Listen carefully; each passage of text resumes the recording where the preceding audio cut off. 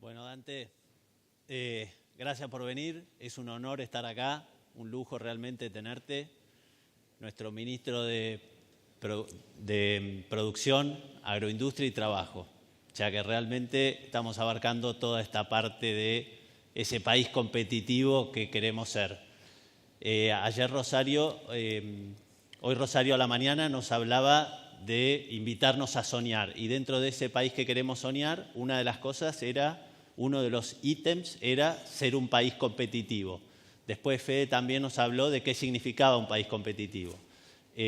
Varios hoy mencionaron las condiciones naturales que todos conocemos muy bien que tenemos para ser ese país competitivo.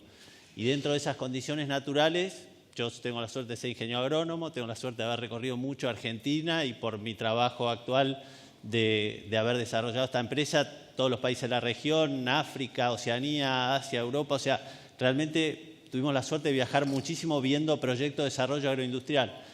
¿Y qué es lo que nos pasa cuando venimos a Argentina y volvemos a ver Argentina? Es que tenemos todo, tenemos combinación de suelo y clima extraordinaria, no solo la pampa húmeda, sino el resto de las economías regionales por todos lados para hacer diferentes tipos de producciones. Tenemos energía disponible de la renovable y de la no renovable, todo lo que sea. Ahora cuando empezamos a entender un poquito más cómo es eso de vaca muerta, y no solo vaca muerta, sino un montón de posibilidades de energía.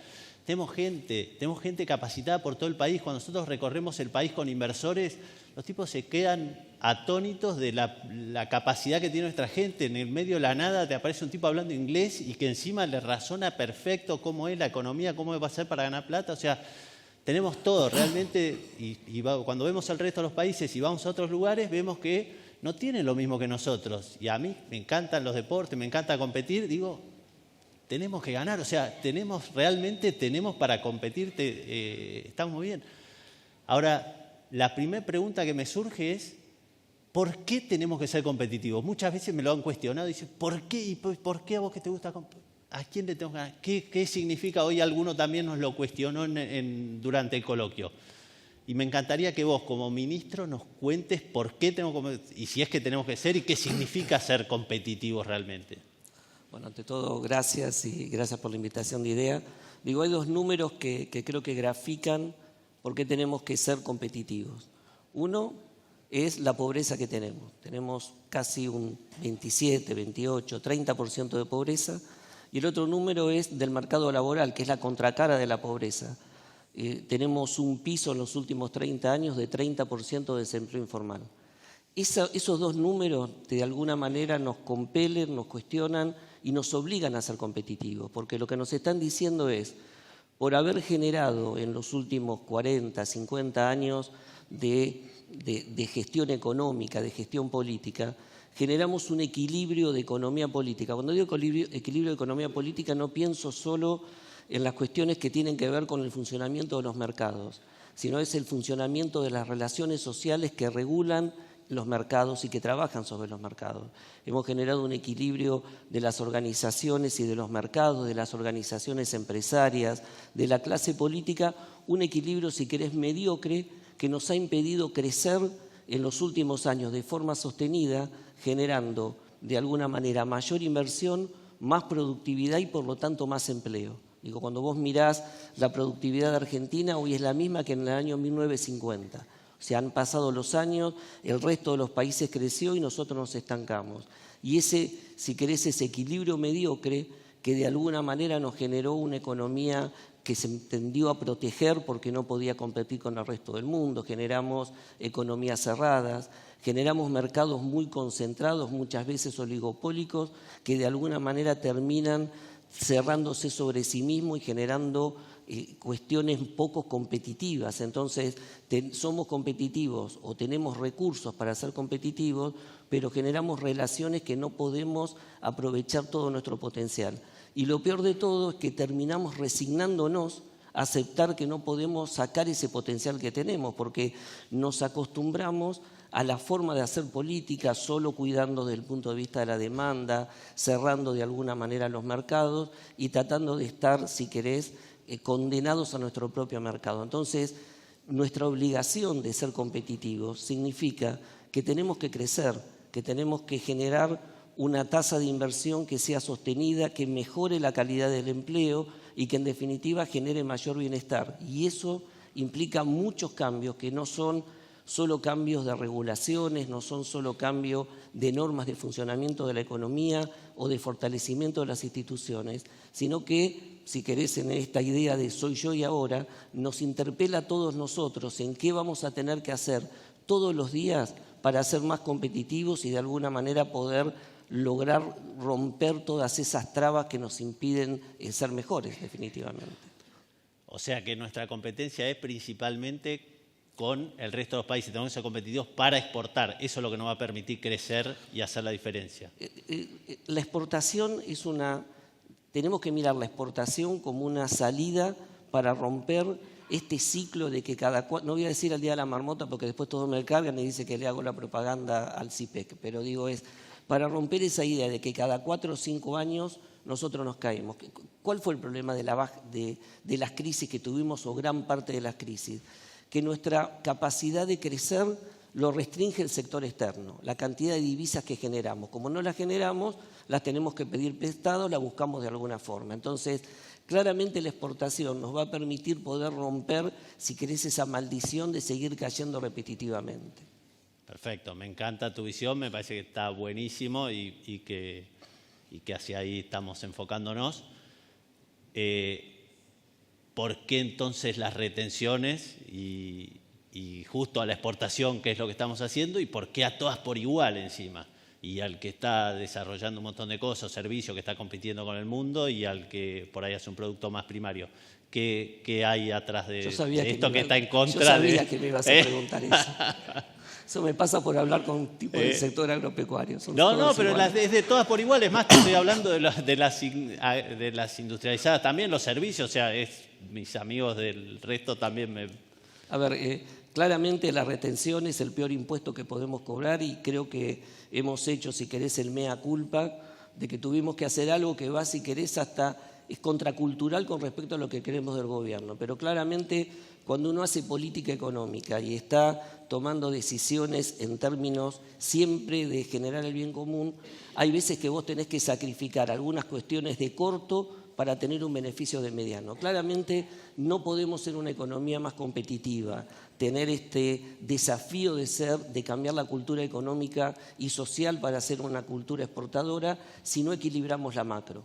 Y muchas veces las restricciones que la economía política te pone te impiden avanzar en generar o fortalecer la macro mucho más rápidamente. A nosotros teníamos que dar señales muy claras en medio de una crisis de que podíamos corregir el desequilibrio fiscal para poder cortar la emisión espuria sobre el déficit fiscal y poder ir a una economía con una más baja inflación y dar señales en materia de política fiscal, monetaria y cambiaria mucho más firmes.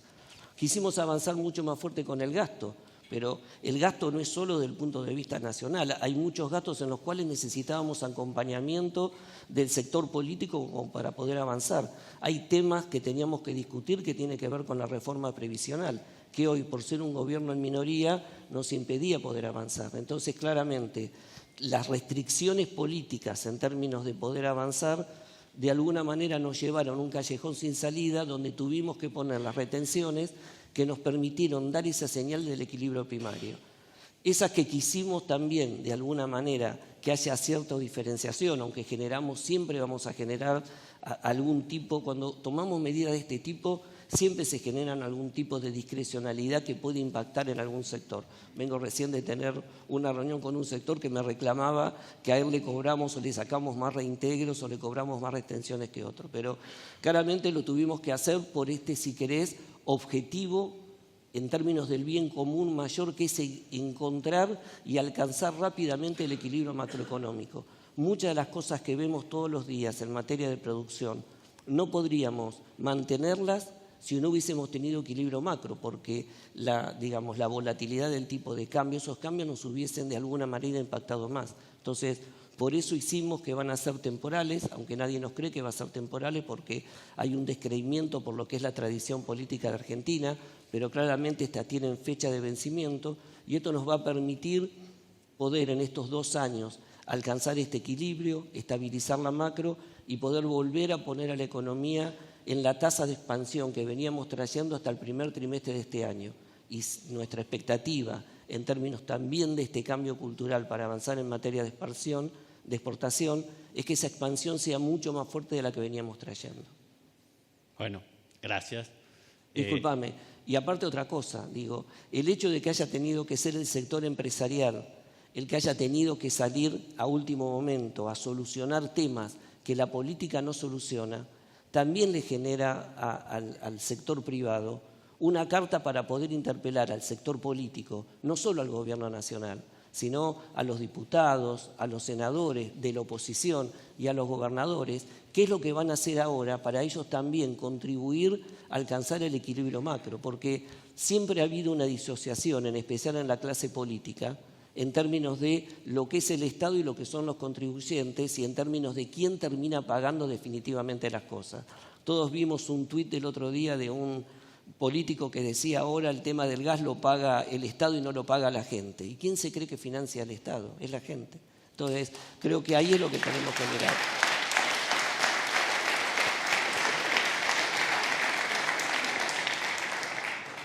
Bueno, gracias por tu honestidad y tu transparencia. Y ahora, más que ver con nosotros, con los empresarios, ¿cómo ves que están funcionando las cámaras empresariales, las representantes de las diferentes matrices productivas que tenemos? ¿Cómo todas las cámaras, con el primero que tenga que hablar es con vos, o sea, ¿cómo estás vos hoy desde tu lugar en el ministerio analizando o pensando qué está haciendo el funcionamiento de las cámaras, qué es nuestro rol en definitiva, qué tenés para decirnos a nosotros los empresarios respecto de eso? Yo diría que en general el sistema de representación empresarial está obsoleto, ¿no? Digo, y está, pero parte de esa obsolescencia y del funcionamiento no del todo claro, parte de lo que charlábamos antes. O sea, todo el sistema de instituciones se formateó en base a una economía cerrada, donde se discutían las políticas en relación con el sector público en forma distinta, donde vos tenías mucha concentración en los mercados que generaba formas de representación bastante desigual. Entonces, una economía muy discrecional, donde la mayoría de las cámaras o muchos empresarios negociaban la tasa de rentabilidad no en el mercado, sino en los despachos oficiales. Entonces, había una forma poco transparente en lo que es la relación de la formulación de la política pública. Y a su vez generó muchísima dispersión. Argentina debe tener 1.700 cámaras a nivel sectorial y 500 entre federaciones y confederaciones, que muchas veces en un mismo sector tenés hasta 7 o 5 o 6 cámaras.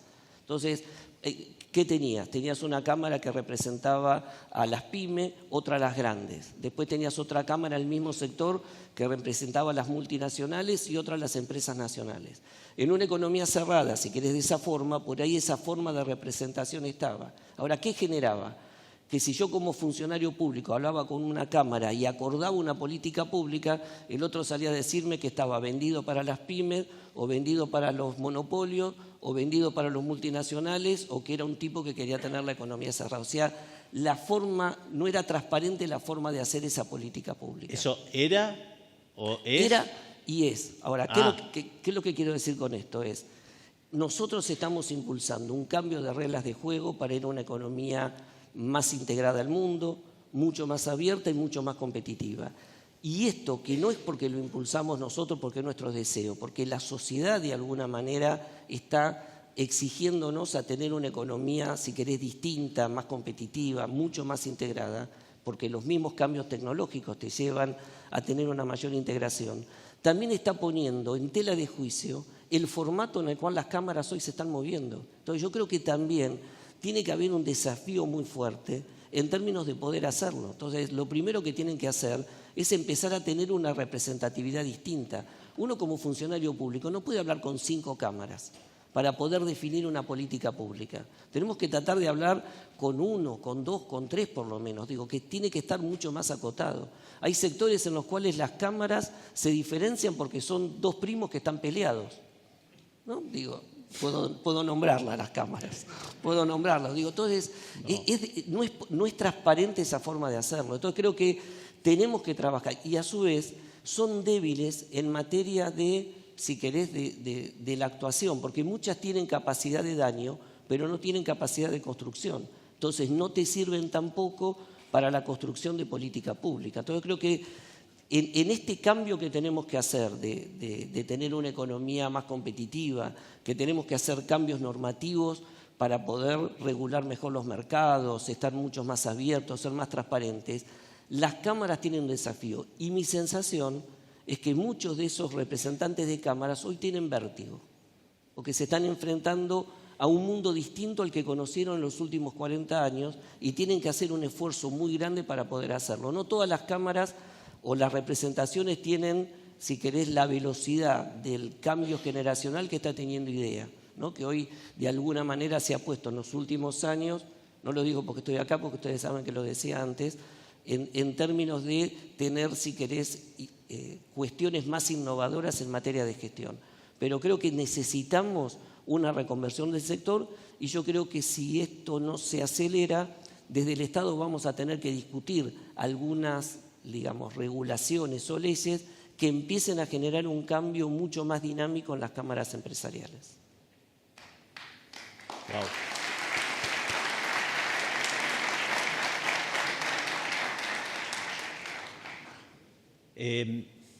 Otro tema que me parece súper importante, recién estuvimos hablando de la construcción colectiva. Creo que para esto de las cámaras, la construcción colectiva va muy de la mano con lo que nos acabas de decir. La otra parte que me parece que a la hora de competir en el mundo quedamos nosotros con un marco laboral o una regulación laboral que hoy no está a la altura de las circunstancias. Y eso es una opinión que yo tengo de mi experiencia como agroindustria, como algunos de los lugares. Y digo, ¿qué tenemos nosotros que hacer como empresarios? O sea, ¿cuál es nuestra parte del rol y cuál es la parte del rol del Estado? ¿Cuál es tu visión de eso, de qué es lo que van a hacer ustedes y qué es lo que vamos a hacer nosotros? O sea, ¿cómo hacemos para mejorar? Acá hay representantes de los gremios también como parte de la audiencia. O sea, ¿qué es lo que vamos a hacer para que ese marco laboral o esa relación entre empresario y trabajador sea que todos van para el mismo lado y no que sea unos contra otros? O sea, que sea lo que ocurre en algunas de las pymes o en esas empresas innovadoras que vemos que aparecen todo el tiempo, donde todos están trabajando para el mismo lugar, de repente con diferentes niveles salariales o diferentes responsabilidades, pero todos empujando hacia el mismo objetivo. ¿Cómo hacemos para que eso ocurra en Argentina de hoy y ya y ahora? Yo diría, la cuestión sindical es la contracara de lo que charlábamos recién de las cámaras empresariales. Digo, están formateadas al mismo diseño institucional que tenemos en lo que ha sido la economía que hemos generado. A diferencia de las cámaras, los gremios son mucho más fuertes porque tienen estructuras de financiamiento, en muchos casos, que le permite estar mucho más fortalecido, y por la forma de la discusión de la convención colectiva de trabajo, el hecho de tener un gremio por sector le ha dado mucha mayor fortaleza, aunque hay en algunos sectores donde te encontrás más de un gremio o tenés una mayor disparidad y eso te genera bastante situaciones conflictivas al momento de tener que gestionar. Lo primero que hay que hacer es, cuando uno, a mí me pasa lo mismo que vos planteabas, ¿no? Cuando uno recorre las empresas y recorre el país, hoy los generadores de empleo en Argentina son las pequeñas y medianas empresas y en general mucho más de sectores de servicios y de nuevas formas de contratación y de nuevas formas económicas que van surgiendo de generación de empleo. Y la principal dificultad que encuentran para que sea más dinámica esa fuente de creación de empleo tiene que ver con cómo ha quedado formateado nuestro sistema de relaciones laborales. Entonces, un tema que nos empieza a cuestionar es, en lo que está pasando cotidianamente, las empresas más chicas, que son las que más generan empleo, son las que tienen más miedo por las restricciones que pueden encontrar. Segundo, claramente, el hecho de que tengamos 30% de desempleo informal es un dato de la realidad que interpela la idea de que este sistema de regulaciones laborales que tenemos está para proteger el empleo. Está para proteger el empleo de los que tienen empleo, pero no ha podido generar un sistema dinámico, por lo menos en los últimos años, para poder romper los problemas que tenemos de desempleo informal. Entonces, claramente es un tema que hay que discutir. ¿Cómo lo tenemos que discutir? Yo diría, tenemos que tener datos muy duros de lo que está pasando en la realidad del mercado de trabajo y hacerlo sin temas de ideología, porque si metemos la ideología en esta discusión, de alguna manera generamos un prejuicio que no podemos avanzar, porque si cada vez que uno quiere discutir cómo adecuamos las normas laborales para la nueva realidad de los cambios tecnológicos, me dicen que quiero flexibilizar el trabajo y oprimir al trabajador, es una discusión que uno habla en AM y otro habla en FM. Entonces, lo primero que tenemos que tratar de tener es consensuar canales de diálogo donde sepamos que estamos hablando de una realidad que nos interpela a todos porque el cambio tecnológico viene, porque hay nuevas formas de trabajo. Hoy me preguntaban con respecto al sindicato de las apps, ¿no? Que ahora están haciendo los Uber y todo. Bueno, son nuevas formas laborales que seguramente van a tener que participar. Entonces creo que tenemos que tener un diálogo abierto. Ahora, ese diálogo en los últimos años es imposible realizarlo. La opinión desde el gobierno, nosotros queremos avanzar en discutir formatos laborales y de regulaciones laborales, no que penalicen y empobrezcan o le quiten derechos al trabajador.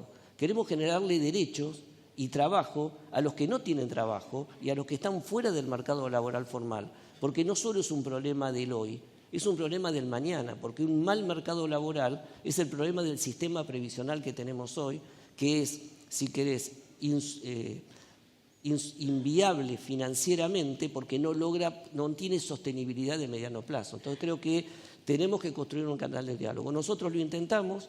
Hemos avanzado, el año pasado se sacó una ley de RT que empezó a corregir algunas cuestiones. No todas las provincias adhirieron. En las provincias que adhirieron, la judicialización bajó muy fuertemente. Y después hay 3 leyes laborales que intentan empezar a discutir el marco laboral que están durmiendo en la legislatura desde principios de este año, que no hemos logrado que la oposición se siente seriamente ni siquiera a tratarlo, a discutirlo o poder llevar una discusión sana. Entonces, no podemos seguir haciendo el juego del avestruz, porque en estos temas está, si querés, en peligro los temas de los marcos laborales futuros. Entonces, creo que tenemos que dar una discusión. Nuestra idea es, tenemos que sentarnos sin prejuicios, sin ideología, tratando de generar marcos laborales que se adecúen a los nuevos cambios y aceptando también las cuestiones que tenemos de nuestro mercado laboral, que es el desempleo informal. Esperemos que podamos tener toda la madurez suficiente como para poder llevarlo adelante el año que viene, en los próximos años, porque si no vamos a generar muchos más desocupados, muchos más desempleados informales y mucha más pobreza. Está buenísimo lo que me decís. Lo entiendo, siento que, y parte estuvimos trabajando con lo de construcción colectiva, anoche hasta los directores de cine decían, hoy en otros países sacan un teléfono, están filmando y ellos, de hecho el público se reía, a mí no me pareció muy gracioso que ellos tengan que salir con 7 personas y el que tenía la cámara no podía tener el micrófono, o sea, ese tipo de limitaciones hoy me parecen tan obvias en la discusión que hay ese gap del cual hablabas, que en esa generación de confianza no me siento como frustrado. Te escucho, me parece que todo lo que decís está muy bien, pero que estemos todavía hablando ahí, no. La verdad es una de las frustraciones importantes que. Bueno, todos nos sentimos frustrados cuando vemos los datos del mercado laboral. Creo que en esto hay que hacer un gran esfuerzo, porque ¿qué es lo que pasa también?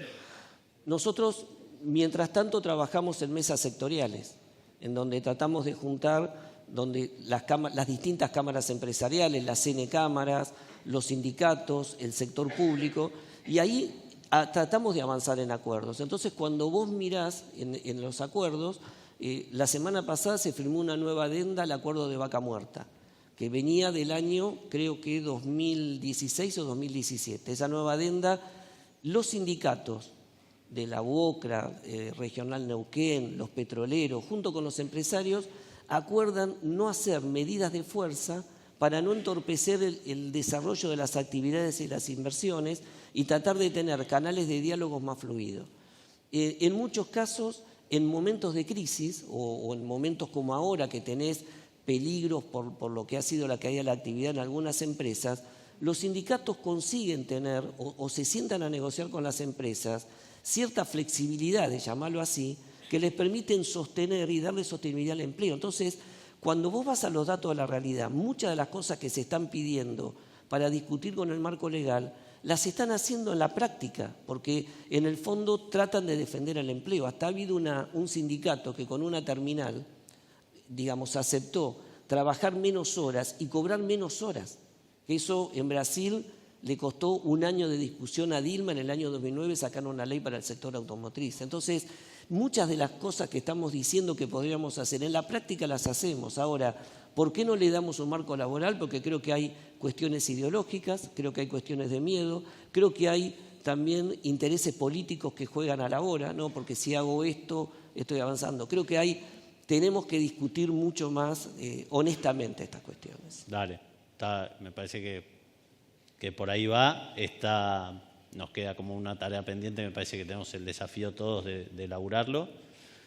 En esto de ser competitivo y también bien asociado con el trabajo, ¿qué rol cumple la tecnología? Nosotros tenemos muchas empresas que están desarrollando servicios, creo que somos muy exitosos como país teniendo empresas que están vendiendo servicios de tecnología de diferentes tipos y color, y además esa tecnología que nos ayuda a ser más competitivos. ¿Qué rol le dan desde el Ministerio a esa tecnología que está incipiente? No, cada vez digamos, el rol que le queremos dar es el principal, queremos avanzar muy fuertemente en eso, pero las empresas están avanzando. Cuando uno mira, hablamos siempre de investigación y desarrollo, y la tecnología es investigación, desarrollo e innovación.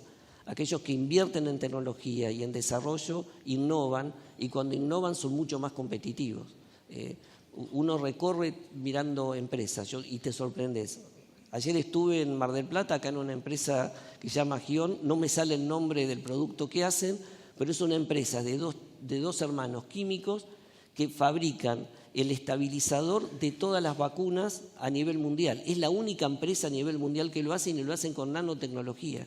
Entonces, desarrollaron, invirtieron en tecnología, innovaron, y hoy son una empresa. Es una empresa pyme, pero es una empresa de punta desde el punto de vista del producto que está haciendo. Entonces, nosotros le damos un valor importante, queremos acompañar a las empresas con los limitantes que tienen muchas veces desde el Ministerio, lo hacemos desde el Gobierno, está la Secretaría de Ciencia y Técnica que ha avanzado mucho y trabaja, pero es clave porque eso formatea y mejora la competitividad y formatea las nuevas actividades económicas y las nuevas demandas de empleo, a los cuales tenemos que acompañar y ayudar, porque la tecnología no es expulsadora de trabajo.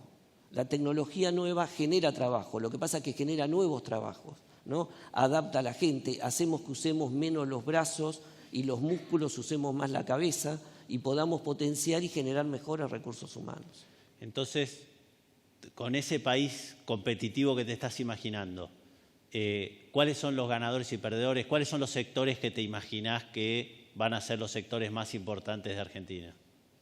Yo lo diría al revés, el que gana o el que pierde es el que no se transforma o no hace el esfuerzo todos los días de ser competitivo. Yo creo que todos los sectores hoy están en condiciones de poder exportar, poder ser más competitivo. Ahora, eso implica invertir, implica posicionarte, implica trabajar todos los días en tu planta, en búsquedas de eficiencia, implica buscar los sectores o la diferencia que te haga más innovador. Uno no podría decir ahora tal sector no es competitivo y este sector lo dejo de lado, porque dentro de ese sector vas a encontrar nichos o empresas que hoy están haciendo de punta. El otro día fue una empresa textil, un sector muchas veces, inclusive por mí, cuestionado por las cuestiones de competitividad, pero que trajeron una máquina láser que les permite imprimir telas para poder trabajar en nichos. Eso es una innovación, porque eso le da una diferenciación de mercado. Después, claramente, dentro de la economía tenemos tractores, que son los que de alguna manera, si querés, empujan muy fuertemente. El agro, que genera una capacidad de innovación y cambio tecnológico cada vez más fuerte, es uno de los grandes tractores. La inversión en energía y en vaca muerta es un gran tractor que también genera muchísima capacidad de innovación. Yo estuve el otro día en el pozo que están haciendo en Vaca Muerta, pasé por lo que que está haciendo Techín, que no pude visitarlo, pero estuve en el YPF, tecnología de punta, profesionales de 35 años, PhD, estudios terciarios que están, si querés, en la frontera del proceso innovador. Entonces, digo, hay algunos sectores que son sectores tractores, pero claramente todos los sectores de la economía argentina tienen posibilidad, y ya te cierro esto, de ser competitivos. ¿Por qué? Nosotros analizamos 136 subsectores de la economía. En 133 había 10 por lo menos o empresas o exportaciones en los últimos años. Y si con las crisis que tuvimos